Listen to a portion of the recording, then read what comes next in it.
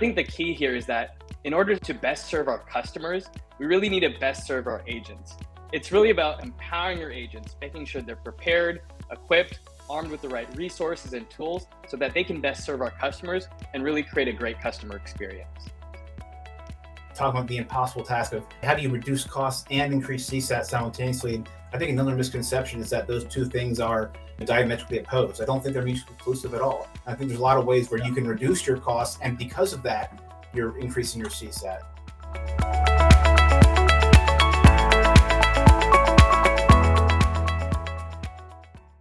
My name is Chet. I'm the head of content strategy here at Forethought. Looking forward to this discussion. I'm going to be having Rajiv Patel and Terry Monroe on this call today. Rajiv Patel is our director of product marketing. He heads up all of our positioning and works with our customers to make sure that we are approaching the market and talking to our customers in the way that we should be. Prior to working at Forethought, Rajiv was at Salesforce working on the Einstein team, especially in the customer service experience industry. Thank you for coming, Rajiv. Happy to be here. Terry, you are the head of customer experience at ArenaCX and one of our value partners. Prior to working at ArenaCX, Terry was running customer support teams for Republic Wireless. Welcome to the discussion, Terry. Thanks, happy to be here. Awesome. Now, before we jump into the discussion, I wanted to tee up kind of what started this whole meeting. So we were working with ArenaCX, and they had recently put together a study on the customer support industry. I wanted to share some of the stats from that study. So when we take a look at this document, after doing this study, hundreds of different consumers, they found that 56% of consumers said that they would pay more for a product if it guaranteed excellent customer service. In addition to that, they found that 69% of customers have abandoned a brand because of a negative customer service experience. This is one of my favorite ones. More than 50% of millennials and Gen Z would rather go to the dentist than help with a customer service issue. I would probably fit into that category myself. I hate the dentist, but at the same time, I also don't love poor customer service experiences.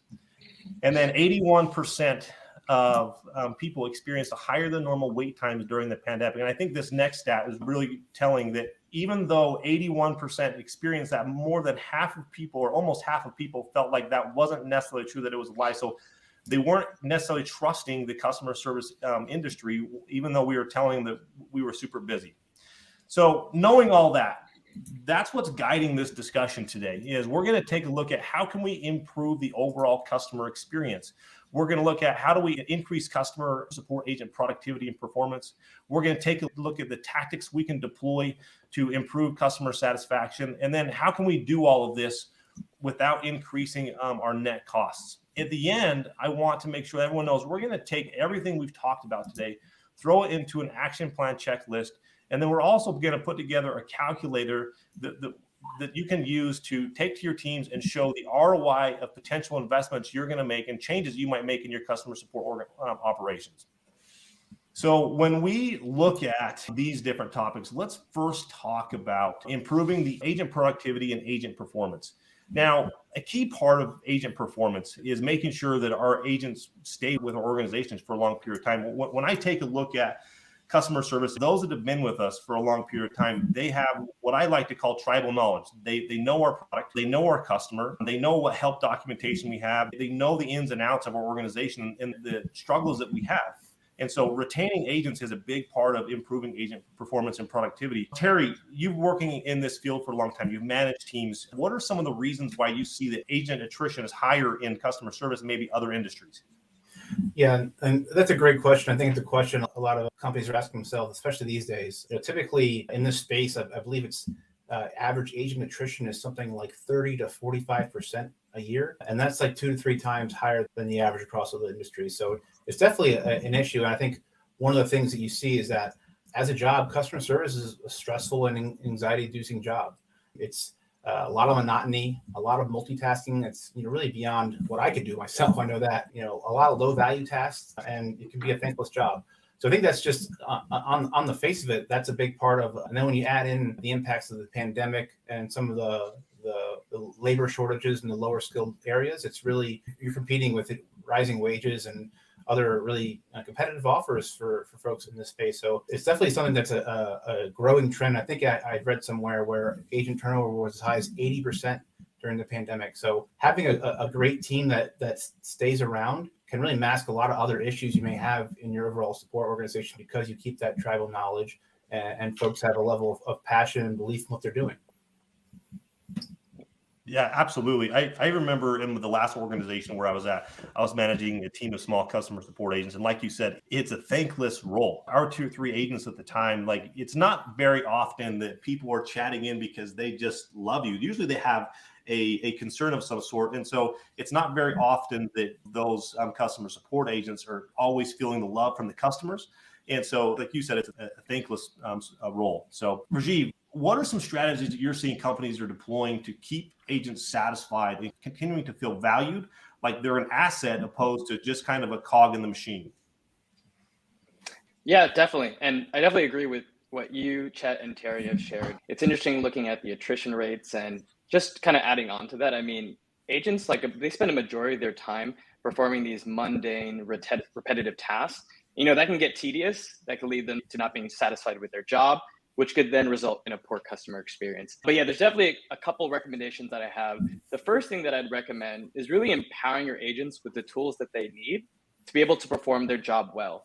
That could be something like deploying a customer service chatbot that helps automate actions as well as answers. And then it'll free up your agent's time to focus not on those repetitive tasks, but really the more complex issues that require that human touch. Another thing that I'd recommend, really empowering your agents to make suggestions and changes to the broader strategy. I mean, these are the folks that are engaging with your customers every day, whether it's a positive or a negative issue. They really have that knowledge and expertise. And so I definitely recommend leveraging that expertise, leveraging that experience, whether it's, building content for that chatbot or even managing the chatbot. And just the last thing that I add there is, just making sure your agents feel seen and heard, whether it's broadcasting their achievements across the organization, recognizing their hard work, or even just, responding to the changes that they'd like to see. Yeah, in some ways, your customer support agents are kind of the biggest billboard for your company. They're interacting on a human-to-human level with your customers. So not only do they have a lot of experience and they're really creating the experience that you want for your customers, but they also have some of the best insight into the real issues your customers have. And so if you're not going to your team, they're definitely not going to feel as involved. They're not going to feel as valued and appreciated with your organization. So totally. Jumping into agent productivity, Terry, I'd love to see how you would break down as a customer support leader the different types of metrics that you use to measure productivity. How are you using them with your teams? How are you using them to make decisions moving forward?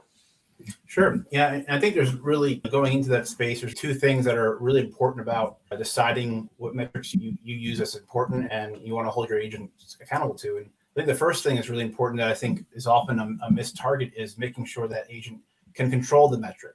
So that way, if you're giving feedback that, hey, XYZ number is not high enough, it's something that the agent can say, oh, you're right, I can do better, and I can control that number, versus, well, this is really a function of what's happening around me. So I think that's the first consideration there. Secondly, it's really important to make sure that metric is going to actually create a behavior that is in the customer's best interests. Sometimes I've seen a lot of productivity metrics which are touch oriented, which I don't mind in certain cases of how many touches our agents making, but oftentimes that can incentivize behavior that makes it harder for the customer to get a solution, because instead of taking the time to read the entire question or the issue and solving it in one touch, there's a lot of back and forth and one touch interactions which provide very little value, but they may look really good on a KPI dashboard.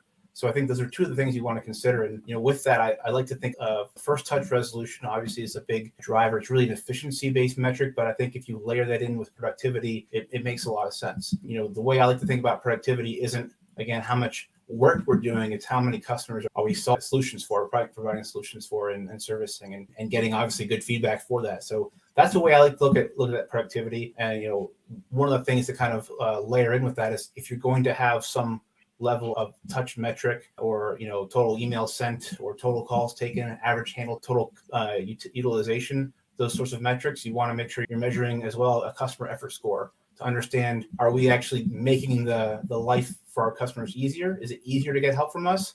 Or are we just making sure that we're doing more work per agent than we were doing last month. So I think those are a few things that I like to consider. And beyond that, I'll pass it back to you, Chet. Yeah, I mean, customer effort score. I love that, because how difficult are we making it on our customers to get a resolution to their problem? Another thing I like that you mentioned is making sure we're focusing on the metrics that our agents can actually make a difference on. Like, it's really frustrating when someone says, hey, can you go make we need to focus on this one KPI or this one metric, and I don't feel empowered that I can make a difference on moving that to one way or the other. And so that's really important as well. Rajiv, how do you see agents or leaders using these metrics to kind of inform their team and make strategic adjustments in their operating plan? Yeah, so I definitely think there's a few ways that, support teams can use these metrics to, of course, inform their teams, but really drive greater impact. The first thing I'd recommend is really using those metrics to understand if their support processes are meeting customer needs. Like, are they effective enough?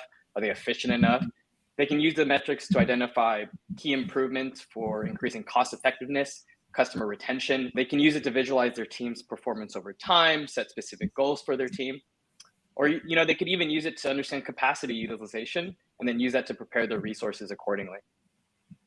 Awesome. Yeah, I love that. When we take a look at working with agents, there's an argument to be made for focusing on both on the engagement and quality metrics as opposed to just speed and efficiency. How might that change an agent's perception of being seen as perhaps undervalued and underutilized instead of just being a driving force for value for the company? Yeah, I think one thing, that I think about here in this space is if you are thinking about your customer experience and you can really bifurcate, ideally in any situation, your tickets into kind of two fields. It's one where we want to prioritize speed and efficiency, and then the other group where we know that engagement and quality is really important. And in that first bucket, I think it's something the question you need to ask yourself is, if we're prioritizing speed and efficiency so much that it's at the cost of quality, perhaps, is there a way that this can be automated? Because it not only is it cost money to have agents answering these questions that maybe could be, deflected, but it's also going to burn your team out. So it's kind of a double-edged sword. So I think if you're asking that question and you're looking at speed and efficiency as a key indicator for what you're trying to do, I feel like you're asking the wrong question. So I think putting the emphasis back on quality and freeing your team up to provide high quality service is the kind of thing that can really jumpstart growth for a brand, right? We'll get into that, I think, later, but it's something that is, in my opinion, end all be all. Are you doing good business? Are you providing good service? Are you meeting customer expectations? And just being able to do that from an agent perspective, I think, is going to do wonders for their morale. We talked earlier about attrition being maybe the most important driver to successful customer success organization. I feel like if you're treating your agent with priority and allowing them to provide high quality service and be proud of their work, it's going to go a long way. Yeah, absolutely. And, one thing I wanted to know is, as you're listening to our discussion today, if you have a comment that's related to what we're discussing, please feel free. Nicole made a really good point earlier. We were talking about agent attrition. She mentioned there's not a high enough salary. There's not enough recognition. It's typically considered a low skill job, which is absolutely not the case. This is one of the hardest jobs in the industry. There's typically not seen to be very many pathways to higher positions. Again, that's not necessarily true, but that's the mindset that a lot of our agents see. And so as we continue this discussion, if you have comments you want to share, let us know. We would love to add those to the discussion. So one of the things I want to talk about regarding agent productivity is the onboarding and training process. When I was managing a small team, when we brought on somebody, this really opened my eyes, because we had somebody that had been with our company for really since the beginning of the company. And they knew our customer, they knew our industry, they knew the product in and out. And then as we brought somebody else on, we thought that, hey, we can just double our efforts here, because we're going to go from 2 to 3. But the reality was, it almost made it so that it was harder, because, the first 2 agents that really understood our industry and our customers, when we brought in that third agent, the onboarding process, we didn't take the necessary steps to improve it and to really focus on their training and their onboarding. And so the other agents that were seasoned, they were spending half their time helping this new agent with questions. And so it almost made all the agents less productive. And so when you talk about training and onboarding, Rajiv, how do proper training and onboarding improve their productivity? Yeah, totally. I think that's a great example, Chet, that you shared. I mean, really, onboarding, enablement, training, it's key. I mean, if you think about it, agents are the front line of customer support. And, it's part of their job to respond to questions as quickly as possible. and also represent your business in the most positive light. And Chet, I think you kind of touched on that earlier. If we don't properly onboard and enable our agents, really enable them with the knowledge, the tools, information, or even if it takes them hours or days to find the answer that they're looking for, you can imagine that's going to result in a poor customer experience. And we've seen that with customers, data living in different parts of the organization, agents having to manually search for answers, go across different systems, resulting in longer wait times, cases piling up, and ultimately unhappy customers. And so again, by onboarding and enabling your agents, whether it's maybe educating them on your company's policies and procedures, maybe it's providing a deep understanding of your products and services, really helping them know your customer, it'll help build their confidence when dealing with customers. They'll be more educated, informed, they can address the customer needs faster, and then build customer loyalty. And the other thing I would add to that is, I think that by not properly investing really in your agent's success, it can lead them to not being satisfied, not motivated, which could then turn into them getting bored or even burnt out. Yeah, I feel like there's this unmentioned principle that we've been alluding to on every one of these questions, that the customer experience is only going to be as good as the agent experience. Do you want to talk to that a little bit, Rajiv? Well, yeah, I mean, if you think about it, the customer experience is dependent on the agent experience, right? And a poor agent experience can impact, how easy it is for an agent to solve a ticket, or even the quality of the agent's interaction with their customers. And even if a customer just has one bad experience, it's likely they're going to take their business elsewhere. I know I've felt that before when I've experienced poor customer service. And, I was actually reading this thing, I think PwC put it out. They said something like unfriendly service through live support is one of the biggest reasons why customers take their business elsewhere. And so, I think the key here is that in order to best serve our customers, we really need to best serve our agents. As we've been talking throughout this discussion, it's really about empowering your agents, making sure they're prepared, equipped, armed with the right resources and tools so that they can best serve our customers and really create a great customer experience. Yeah, there's this interesting comment by Chris I wanted to show here, that they recently take a look at their salaries and they wanted to make sure they're retaining those superstars. I mean, it's really important when we talk about providing an excellent customer experience, like those people that have been with your organization for a long time, they understand the needs, the unique needs of each one of your customers. So it's really important that you put forth those efforts to recognize that and to retain them. So Terry, one last question for you on this topic, and then we can move into customer satisfaction. I'm curious your thoughts on how leaders can improve the way that they support and enable their agents. Like, what are the different types of ways that they can enable them to succeed? Yeah, I think, honestly, I thought the comments by Nicole and Chris as well, I think those two, in some ways, really hit the nail on the head. The first thing I think of is stop treating your agents like a commodity, because it's not. It's these aren't easy jobs, right? They're not easy. And if you've ever tried to hire quickly, it's not easy to get good people in quickly who can do these jobs and stay there. So I think it's becoming a scarce resource as opposed to a commodified resource, as people who can do this really well as the work becomes more and more complex, and we can deflect lower and lower touch issues away with automation, that sort of thing. It gets that much harder because you're really going to be dealing with only escalations and only complicated things that can't be solved by a robot. And I know most robots are smarter than I am, so if things are getting past them, it's a challenging solution for those agents. So, and I think in keeping with that, it's finding ways to recognize and reward them, a formal recognition program, maybe some level of an experiential reward, perhaps, right? Something that where the agent feels like they went above and beyond and they feel like they got recognized for that as an individual. Because we all know as customers how we don't like to be treated like a number, right? I think that it's the same holds true to your agents, and really creating those personal relationships and showing how much they mean to the organization. Because at the end of the day, as was mentioned earlier, your support organization is your front line, it's your backbone. It's what people are going to walk away thinking about your company. And to that end, we'll talk more about those benefits later. I think that's a big part of it. But beyond that, I think from a process perspective, deflecting low value, highly monotonous tasks is a great way to make them feel recognized. Hey, we recognize you're a smart person who can do more than just answer the same question 20 times a day. So we're going to make sure that you don't have to do that. Giving them more autonomy to make decisions, and important decisions about the way they work and the way their teams work. Allowing them to try their hand at maybe cross-selling or upselling and finding ways to drive the business forward. Be able to give ideas about what they should be doing, what the product should be doing next, and providing feedback there. And I think, again, I think Nicole mentioned this, but opportunities for upward mobility. I think that's one key thing we didn't really touch on about, driving attrition. You have a lot of young people in this industry who are looking to move in their careers, and they don't see a path for that. Regardless of how good of a job you're doing recognizing them, if they don't see a path for growth, it's really a tough thing to keep them happy. So I think it's a broad list, but I think there's a lot of things you can do and be explicit about it. Absolutely. You bring that up. I remember a conversation I had with our best support agent, and he came to me and we were doing a one-on-one, and like, hey, this person in the company who at the time was our leading sales rep came to me and really recommended I get out of support because he told me it's a dead end job. And I was shocked that our team was feeling that way. They need to feel that there is upward mobility, that there's a career path, because it really is. This is one of the most important functions of an organization, is taking care of your customers. Countless stats showing how important retaining your customers is to your growth and overall profitability. It is so much harder to bring in a new customer than it is to retain a customer. And you do that through proper customer support. So Rajiv, anything you wanted to add on to that before about the enabling agents?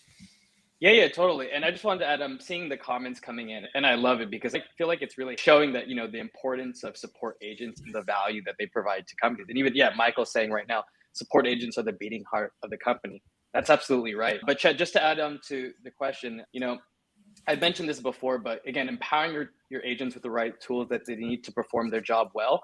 And, at Forethought, one of the tools that we empower agents with is our Assist tool, which is all about assisting agents with the right resources, relevant knowledge articles, really the second they open up a case. And I think there was a stat that Mike on our product team shared. I think 80% of customers would be disappointed if they couldn't use the Assist tool anymore. Is that right? Yeah. They surveyed our customers. We have thousands and thousands of agents using this tool. And 80% of them said that they'd be disappointed if they couldn't use it, because agents care about support. They don't want, Terry was talking earlier, like, believe it or not, agents don't want to respond to 150 questions about forgetting their password. They want to be enabled to succeed so that they can feel successful, and tools help them to do that so that they can automate the very simple repetitive tasks and focus on what they're good at, is solving complex customer problems. And so agents, they want that sort of enablement. Well, let's talk about customer satisfaction. Customer satisfaction correlates with their experience. And the one metric that is universal teams is CSAT. Terry, walk us through CSAT. What is CSAT? How is it calculated?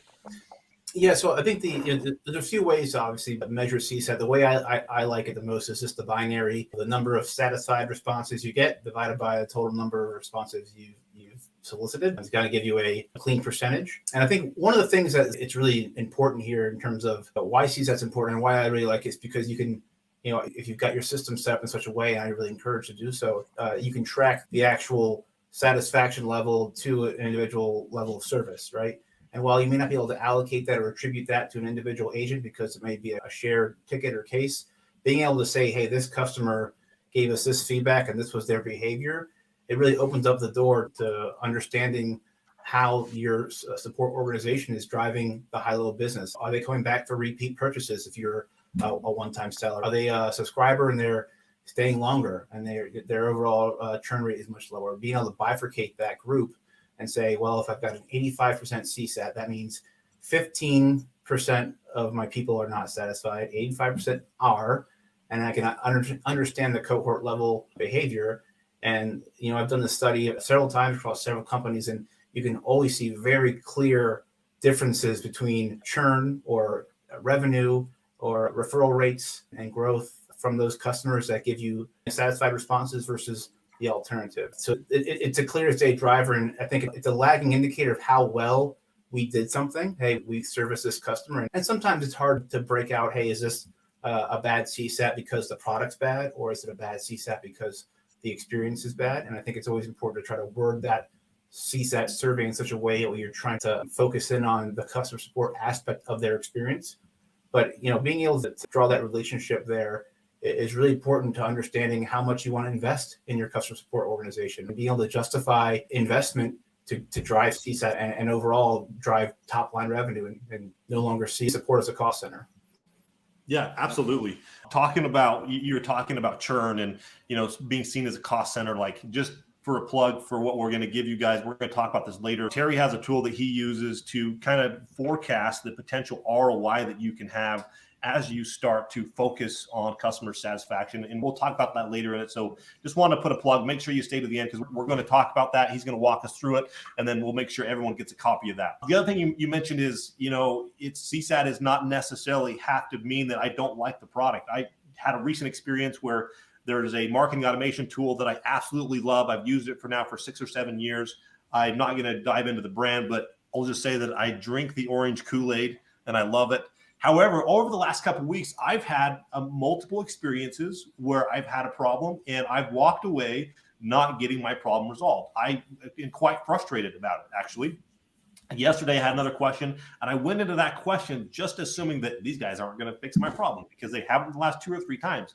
So, but that's the importance of CSAT, is getting those sort of reports, because CSAT can be seen as both a lagging and a leading indicator. And so if you don't have the right practices and policies in place, CSAT can help show that there are some things that are broken, right? But it can also predict future churn.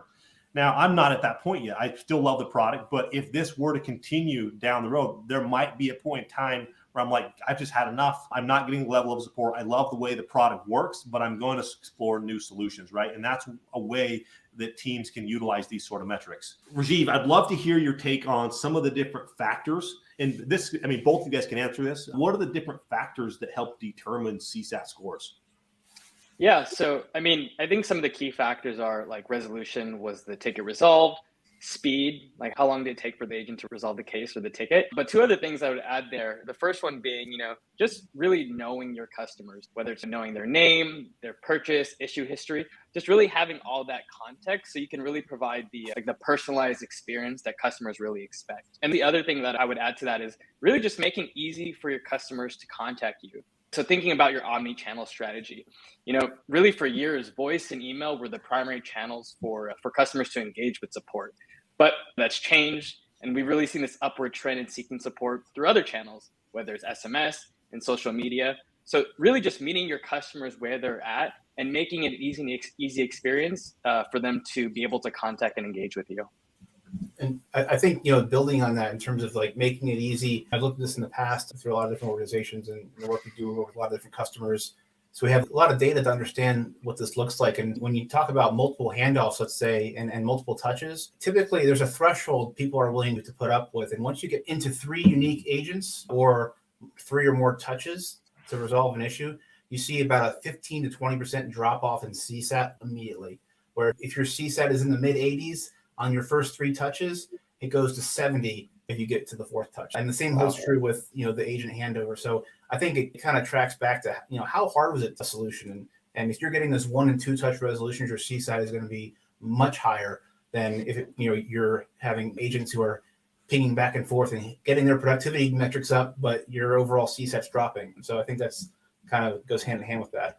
Yeah. If I have to go to your help documentation and then I go to your chat and I click on the predetermined decision trees and I can't get to it. So then I go back to my help docs and then I finally send an email. No one responds to me. And then I'm just pissed, right? And that's not a good experience. I hope someone from Comcast is on this call listening, because I have this feel like every time I'm working with them, right?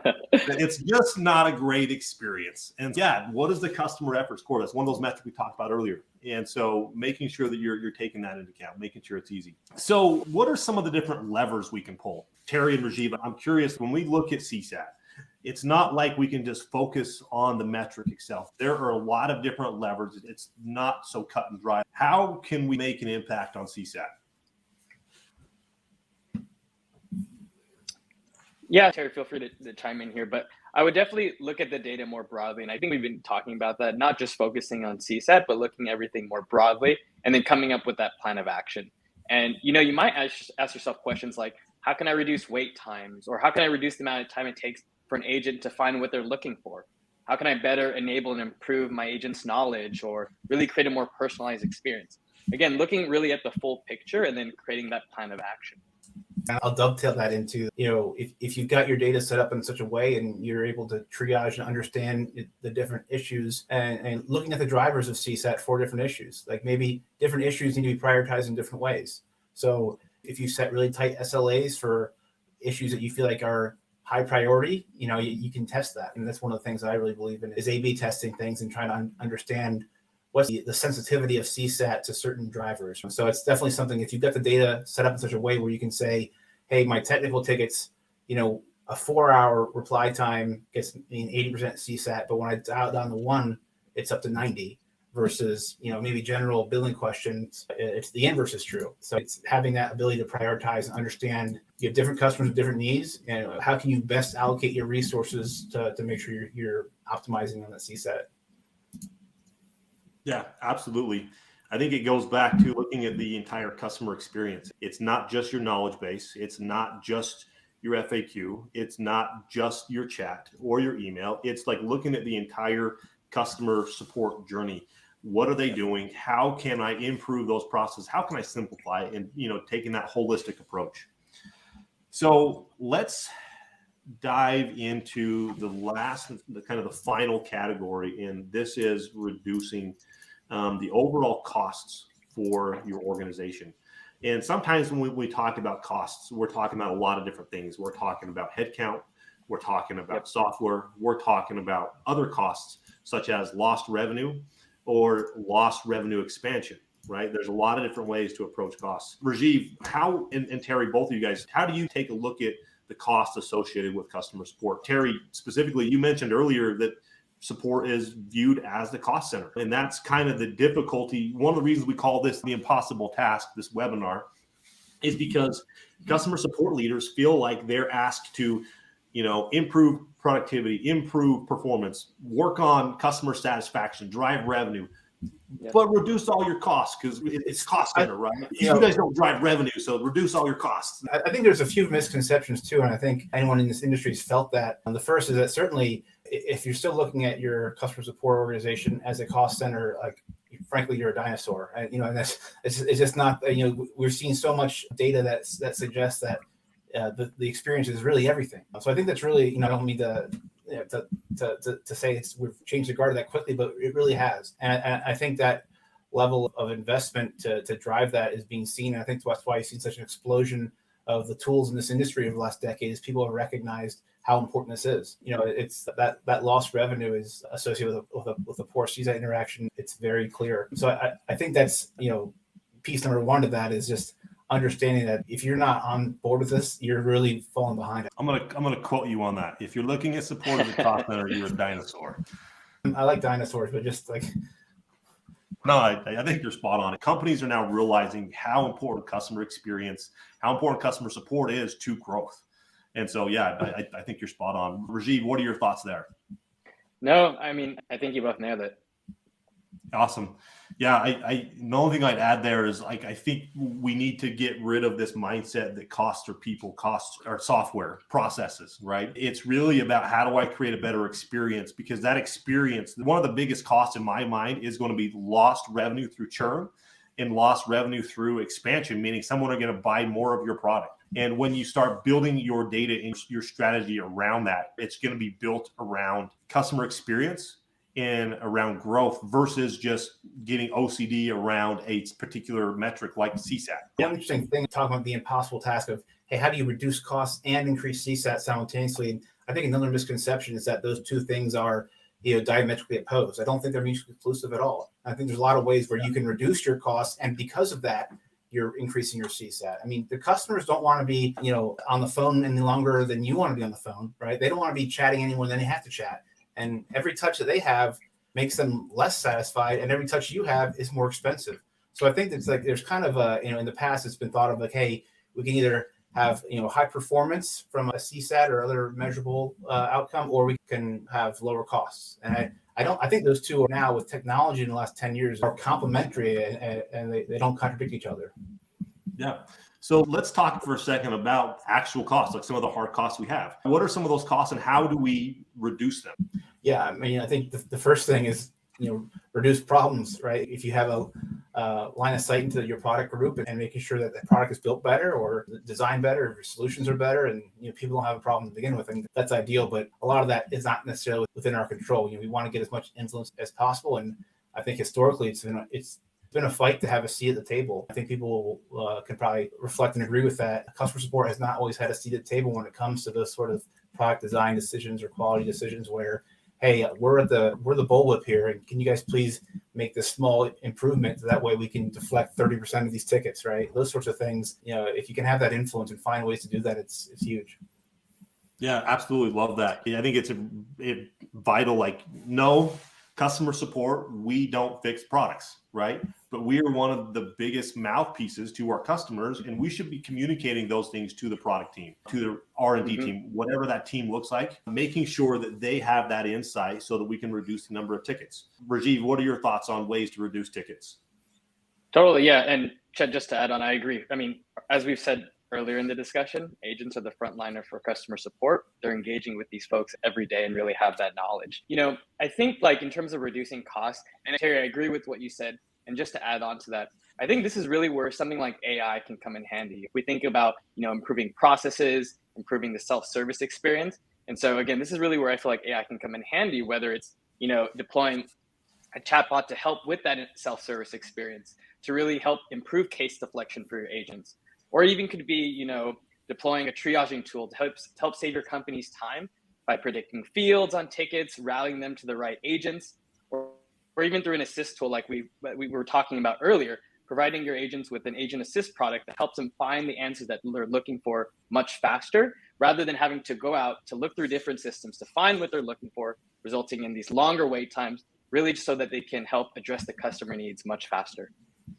Absolutely. As you're talking, one of the biggest costs for support is taking a ticket and something that could be resolved in a matter of an hour, minutes, and making it a 4 or 5 day process. As those start to build up, it takes more human power to resolve those. And the longer those go on, you also start to see customer churn and other issues start to arise.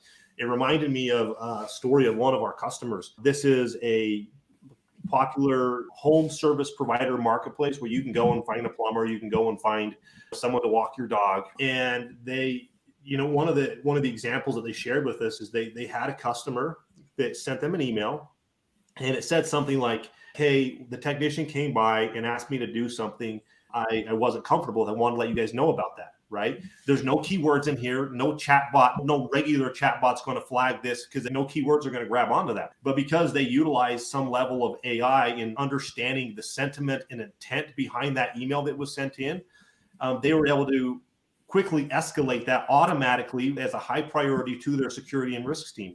Normally what would happen is it would wait a day or two for a customer support agent to manage through all the incoming tickets. They would then see that and say, hey, take it to their manager. Their manager would go through with that one with all the other ones they were given, and then eventually escalate it to the right team. By utilizing AI in creating smart processes, the AI can understand the intent and the sentiment behind that without looking for any red flag keywords, because it can understand the relationship between the different words within that email. And so that's one way that you're able to reduce those costs, is by reducing the length of a ticket. Terry, we were talking earlier offline about overall forecasting and planning improvement. Walk me through some of the different things that you've done there with teams, and how would you recommend someone to approach that? Yeah, I mean, I think a key factor in driving down your costs, right, is being able to drive down the actual agent costs. And depending on your staffing model, if you're able to have a longer view of, hey, how many heads are we going to need over the next few months, it's a lot easier to plan your onboarding and raise your hand if you've ever been asked to rush a whole bunch of agents in at once because of a demand spike that everyone saw coming but support, right, for whatever reason. And you talked about getting a seat at the table. And I think treating forecasting more strategic and understanding, if you're in a supply chain oriented business, supply chain forecasting is typically pretty serious process that has a lot of inputs. And oftentimes the forecasting for support requirements isn't really there. So I think getting ahead of that to the extent where you can better plan your headcount, and not just from a month, but also understanding, hey, where your hourly wage is expected, where is it important that we make sure that we have our agent staff. We'll just keep your costs lower. You don't have to have as much redundancy. I think that's a big thing. And also, hey, that's a great way not to burn your employees by having to call them up on a weekend and say, hey, we need you to come in on overtime because we didn't properly forecast for this past week. I still believe the biggest thing you can do to keep your costs down is just reduce your agent turnover. The cost of training, onboarding, offboarding, the loss of knowledge capture, and just the institutional knowledge you lose by losing good agents is incredible. And you add in the fact that you've got to interview these people, your team has to interview these people, you have to resource them. It's an incredibly expensive process to go through, and then highly dynamic labor pool that you can pull from. It's really challenging. So one of the things that can help with that is using a BPO or third-party resources where they can help insulate you from some of that turnover and some of the training and offboarding and onboarding challenges that are associated with that. Love that.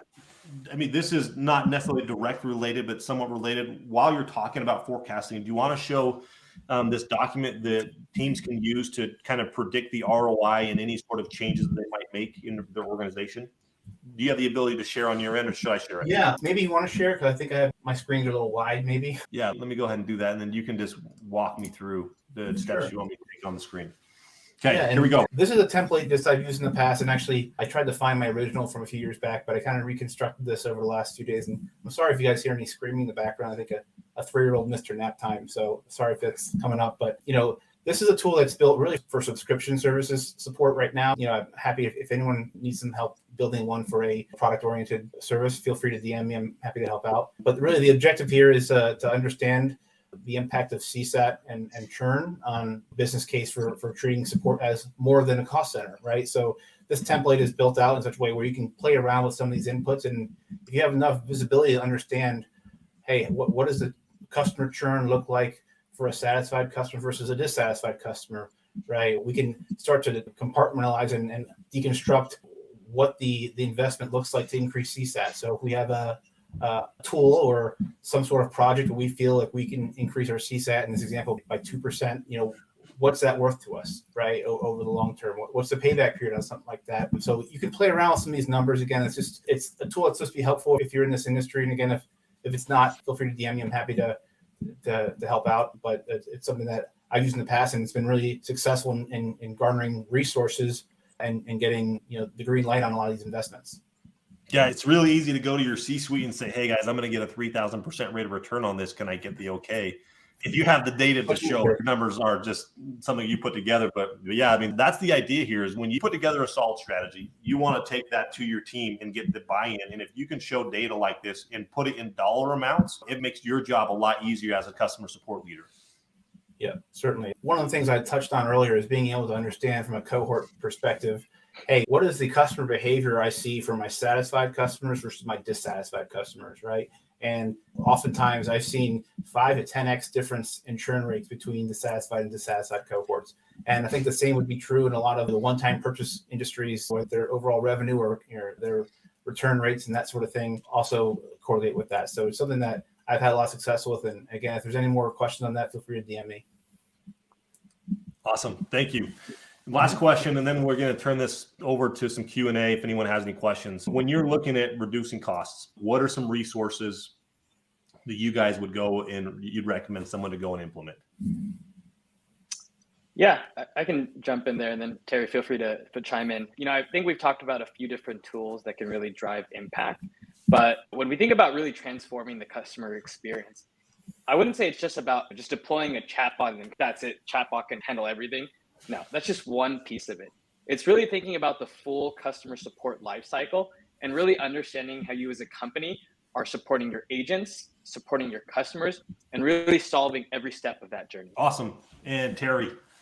Yeah, it's a challenging thing because you want to make sure you're always balancing that with the agent experience, right? And those things don't have to be opposed. And I think the investment in automation, as Rajiv mentioned, is another thing you look to is just, hey, other portions of this business where we can outsource this and save my internal team from some of the pain that maybe we aren't able to automate ourselves out of. I had that experience in a prior role where my internal team was really struggling, and we were able to outsource the ugly parts of the process. And while we still have, our outsourced agents, we still felt like we're part of the team. It was a less painful process to have to manage them and manage those agent, experience on that side, because we had a really solid BPO partner who did it well. And if you've got the scale to distribute your demand across multiple partners and create a kind of a competitive network, that's really a great way to do that, because then you can start essentially getting things down to the best performer and the best cost adjusted performer. So I think that's definitely something that I would encourage folks to look into. It's something that I was hesitant to do at first when I first kicked off in this space. And